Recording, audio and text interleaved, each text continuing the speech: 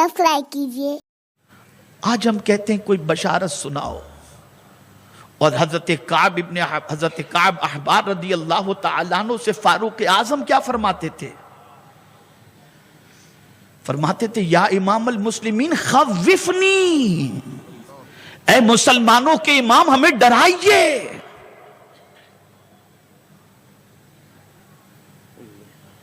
अल्लाह से डरो। दर बदर की ठोकरें, जिल्लत और रुसवाई, परेशानियां, बर्बादियां, तबाहियां, अगर इनसे बचना है तो अल्लाह के डर को दिल में जगा दो। नुज़ूल कुरान के कई मकासिद बयान किए गए। एक मकसद तो ज़ुल्मात से नूर की तरफ ले जाना, और दूसरी जगह पर मेरे करीम ने फरमाया तबारकल्लज़ी नज़्ज़लल फ़ुरक़ान अला अब्दिही लियकूना लिल आलमीन नज़ीरा।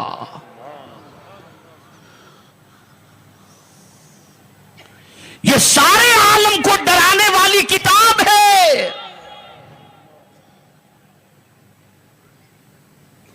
लेकिन हमारे यहां डर नाम की कोई चीज नहीं रह गई, खौफ नाम की कोई चीज नहीं रह गई। और मैं यकीन के साथ कहता हूं कि बहुत सारे लोगों को मेरी अब की गुफ्तगू ये वाली जो मैं अर्ज करने जा रहा हूं दिल पर गिरा गुजरेगी, और हो सकता है कि कल से कुछ शायद पर्चाबाजी भी शुरू हो जाए, मैं नहीं जानता, हो सकता है। आज इतनी सस्ती जन्नत हमने समझ ली कि हमने ये सोचा कि हमने पीर के हाथ में हाथ दे दिया, अब जन्नत हमारी जागीर हो गई। इतनी सस्ती है जन्नत।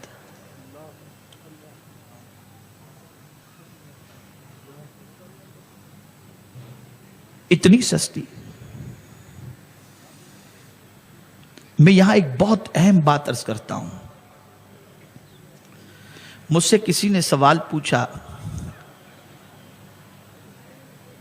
कि हजरत बुजुर्गों की कुछ अलामत बताइए। मैंने कहा यार एक अलामत में बताता हूं।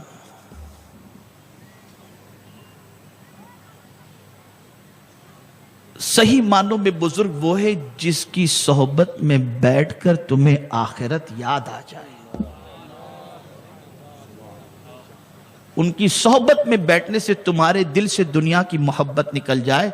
सबसे ज्यादा सोहबत हुजूर की अगर किसी ने पाई तो सिद्दीक अकबर ने। अब आप देखिए, सिद्दीक अकबर ने पानी तलब किया तो उनके लिए शरबत आया तो लरस गए,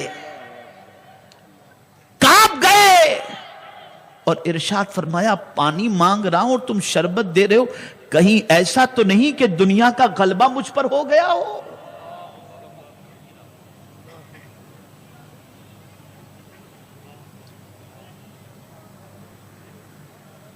ऐ रसूल गिरामी वकार सल्लल्लाहु तआला अलैहि वसल्लम के दीवानों, ये किताब डराने के लिए आई है।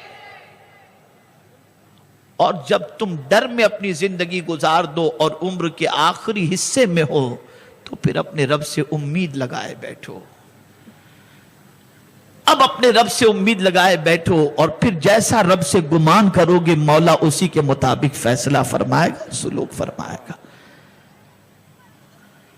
मेरे प्यारे आका सल्लल्लाहु तआला अलैहि वसल्लम के प्यारे दीवानों, और आगे रब ने फरमाया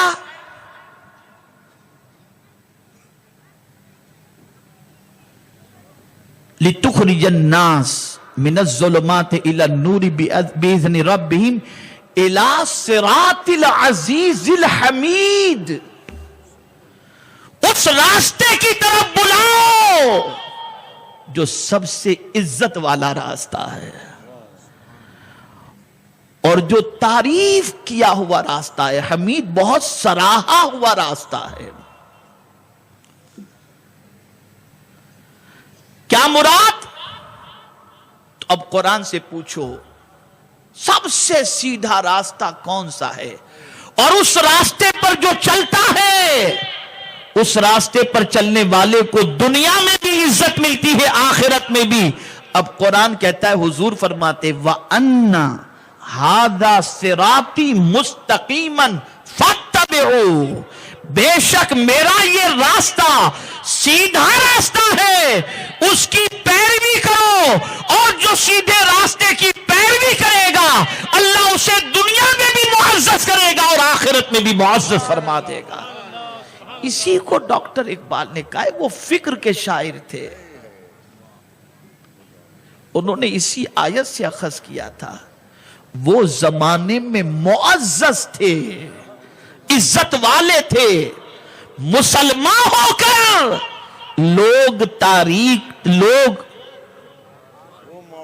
وہ معزز تھے زمانے میں، مسلمان ہو کر لوگ خوار ہوئے، تاریک قرآن ہو کر لوگ ذلیل و خوار جو ہوئے ہیں وہ اس وجہ سے ہوئے ہیں کہ انہوں نے قرآن کا راستہ چھوڑ دیا، حضور کا راستہ بھی چھوڑ دیا، اس لیے ذلیل و خوار ہو گئے۔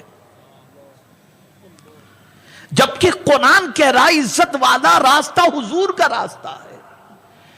ہم نماز میں پڑھتے ہیں اہدنا الصراط المستقیم، باہر نکل کر مغضوب کے راستے پر چلتے ہیں اور ضالین کے راستے پر چلتے ہیں، سیدھا راستہ بھول گئے۔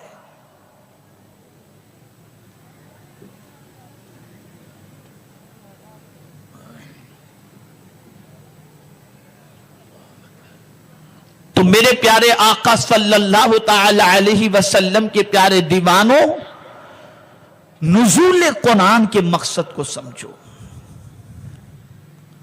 تاریخ اٹھا کر کے دیکھو، کوئی ایک مجھے ایسا نہیں بتا سکتے جو حضور کے راستے پر چلے ہوں، قرآن کے راستے پر چلے ہوں اور انہیں اللہ نے عزت نہ دی ہو، ایک بھی آپ نہیں بتا سکتے۔ جان چلی گئی لیکن عزت اللہ نے عطا فرمائی۔ اور آج عزت کے لیے آدمی نہ جانے کیا کیا کچھ کرتا ہے، صرف قرآن پر چلنا نہیں چاہتا۔ نفس پر جو چیز گناہ ہے، طبیعت پر جو چیز گناہ ہے، وہ یہی تو ہے کہ ہم صراط مستقیم پر چلنا چاہیں تو ہم چل نہیں پاتے، اور نفس کی ورگلاہٹوں کے شکار ہو کر ہم گناہوں میں گرفتار ہوتے۔ ایک حدیث سنا کر میں اپنی گفتگو کو ختم کرتا ہوں، ایک مرتبہ درود شریف پڑھ لیں۔ اللہم صلی علی سیدنا و مولانا محمد معدن الجود والکرم وآلہ وصحابہ وبارک وسلم، صلاۃ و سلام علیک یا سیدی یا رسول اللہ صلی اللہ تعالی علیہ وسلم۔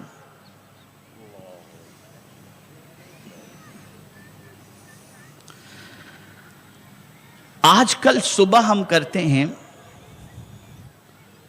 ہر ایک کے مائنڈ میں ٹینشن، جبکہ 1 سال 2 سال 5 سال 10 سال کا ہمارے پاس اللہ کی عطا سے بہت کچھ پڑا ہوگا، پراپرٹی اتنی ہوگی کہ 10-20 سال تک بیچ کے کھا سکتے ہیں۔ کچھ لوگ ہوں گے جن کی پوزیشن ایسی نہیں ہوگی، لیکن میں آپ کو ایک حدیث سناتا ہوں، اسے آج آپ دل و دماغ میں محفوظ کر کے اٹھو۔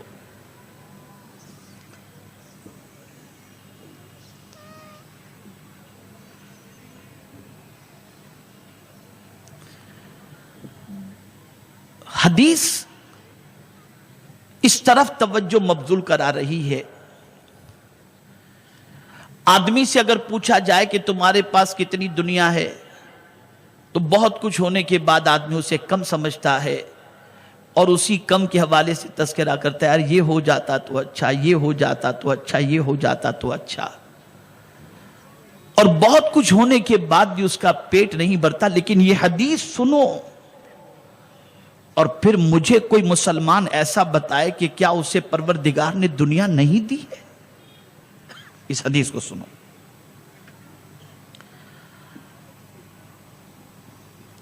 قال رسول اللہ صلی اللہ علیہ وسلم، یہ ابن ماجہ کی حدیث ہے، من اصبح منکم معافا فی جسدہ آمنا فی سر بہ عندہ قوت یومہ فَكَأَنَّمَا حِیزَةٌ لَهُ الدُّنْيَا۔ میرے آقا صلی اللہ علیہ وسلم نے ارشاد فرمایا، غور سے سن لو اور اسے ذہن میں محفوظ کر کے شکر ادا کرتے ہوئے یہاں سے اٹھنا۔ آقا کریم صلی اللہ علیہ وسلم نے فرمایا تم میں سے جو کوئی اس حال میں صبح کرے، تم میں سے جو کوئی اس حال میں صبح کرے کہ اسے 3 چیزیں حاصل ہوں. بولیے کتنی چیزیں؟ سب اتنا بڑا مجمع ہزاروں کا، کتنی چیزیں؟ 3 چیزیں. وہ اپنے گھر میں بے خوف ہو.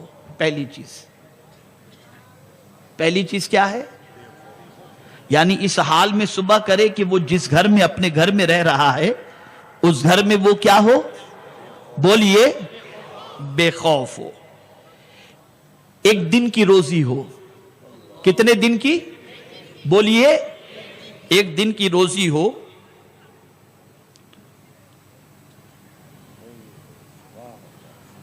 اس کے جسم میں کوئی تکلیف نہ ہو. تیسری چیز کون سی؟ اس کے جسم میں کوئی تکلیف نہ ہو. اپنے گھر میں ہو، بے خوف ہو، 1 دن کی روزی ہو اور اس کے جسم میں کوئی تکلیف نہ ہو، تو وہ ایسا ہے جیسے اس کے لیے پوری دنیا جمع کر دی گئی.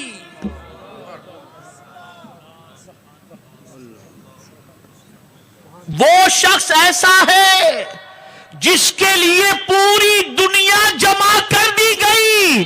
مجھے بتاؤ آج کون سا مسلمان ایسا ہے جس کے لیے میرے کریم نے پوری دنیا جمع نہیں کر دی؟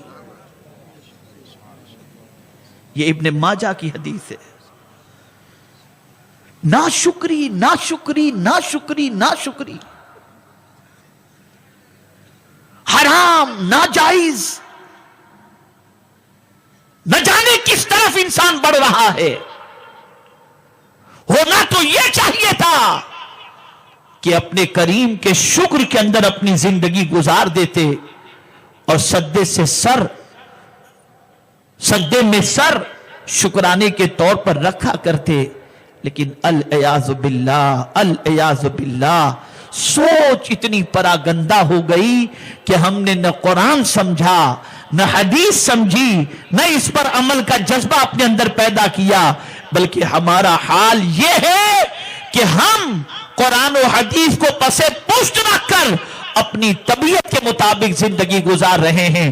اے رسول اعظم صلی اللہ تعالی علیہ وسلم کے دیوانوں، اپنی سوچ بدلو، اپنے افکار و نظریات کو بدلو اور قرآن کفر اور ظلمات سے نکال کر نور کی طرف لے جانے کے لیے آیا. اگر اس قرآن کو پڑھنے کے بعد دل میں گناہ سے نفرت پیدا ہو اور نیکیوں کا جذبہ پیدا ہو، دل میں سیاہ کاری سے نفرت پیدا ہو، نیکیوں کا جذبہ پیدا ہو، دل کے اندر گناہ سے نفرت پیدا ہو، نیکیوں کا جذبہ پیدا ہو، تو گویا ہم نے قرآن کی برکتیں حاصل کی اور قرآن کے مقصد کو پا لیا. قرآن کا مقصد صرف حافظ بننا نہیں ہے، قرآن کا مقصد صرف ایصال ثواب نہیں ہے، قرآن کا مقصد صرف جہیز کے اندر دینا نہیں ہے، قرآن کا مقصد صرف گھر کے اندر برکت کے طور پر رکھنا نہیں ہے، بلکہ قرآن کا مقصد یہ ہے کہ تم ظلمات سے نکل کر نور کی طرف آ جاؤ تاکہ دنیا میں بھی پرسکون رہو اور آخرت کے اندر بھی پرسکون رہو. سنی دعوت اسلامی آپ کو یہی پیغام دے رہی ہے اور میں آپ سے گزارش کرتا ہوں اپنے تعلق بالقرآن کو مضبوط کرو، اللہ کی کتاب سے رشتہ مضبوط کرو. تمہارا بچہ سب کچھ پڑھنا جانتا ہو لیکن اگر قرآن پڑھنا نہیں آتا، تم سب چھڑانا چاہو تو چھڑا دو لیکن قرآن پڑھنا اس کو پہلے سکھاؤ. میں خود بتا رہا ہوں، میرا پوتا امریکہ میں رہتا ہے، میرا بیٹا امریکہ میں رہتا ہے. میں نے کل اس سے پوچھا کہ بیٹا ذرا بتاؤ، 5 سال کا میرا پوتا ہے، میں نے کہا قرآن شریف کہاں تک اس کا پہنچا؟ اس نے کہا ابو مجھے اطمینان نہیں ہے وہ جو قرآن شریف پڑھتا ہے. میں نے کہا نہیں، میں آج قرآن شریف اس کا سننا چاہتا ہوں. میں نے رات کو اس کا قرآن شریف سنا، مجھے کل بھی مسرت ہوئی، سکون کی نیند آئی کہ الحمدللہ قرآن شریف بالکل مخرج کے ساتھ صحیح طور پر وہ پڑھ رہا تھا. آپ کا بچہ سب کچھ سیکھا ہو، بلکہ بچے کو چھوڑیے آپ سے پوچھتا ہوں آپ نے کب کوشش کی؟ میں بہت سارے بوڑھوں کو جانتا ہوں، میرے پاس بہت سارے بوڑھوں کے نمبر بھی ہیں جو بیچارے دنوں رات خالی واٹس ایپ کرتے رہتے ہیں. اب کوئی بچہ پوچھتا نہیں ہے، کوئی کام دھندہ رہ نہیں گیا، دنوں رات میسج کرتے رہتے واٹس ایپ پر، جو ان کے پاس آیا فارورڈ. جو کبھی کبھی تو ایک ایک دن میں ایک بوڑھے چچا ہیں ان کے 50 میسج میرے واٹس ایپ کے اندر آتے. میں کہتا ہوں یہ وقت اور یہ عمر کا حصہ کسی مسجد کے امام سے تعلق قائم کر کے قرآن سیکھنے میں گزار دو، سیکھنے میں گزار دو. اللہ کی کتاب سے رشتہ مضبوط کرو، اللہ کی کتاب سے تعلق کو کمزور مت کرو. حضور نے فرمایا ہے جس کا مفہوم ہے کہ جب اس کتاب سے تعلق کمزور ہو جائے گا تو یہ قوم زوال پذیر ہو جائے گی، گر جائے گی، تباہ کر جائے گی. ایک قوم قرآن کو تھام کر بلندی پر پہنچ جائے گی اور ایک قوم قرآن کو چھوڑ کر کے پستی کی طرف چلی جائے گی. ہم قرآن سے اپنے تعلق کو مضبوط کریں. اللہ رب العزت جل جلالہ آقائے کریم رؤوف الرحیم علیہ التحیۃ والتسلیم کے صدقہ و توفیل مجھے آپ کو سب کو قرآن مقدس سے اپنے تعلق کو مضبوط کرنے کی توفیق نصیب فرمائے. ہمارے ویڈیو کو لائک شیئر ضرور کریے.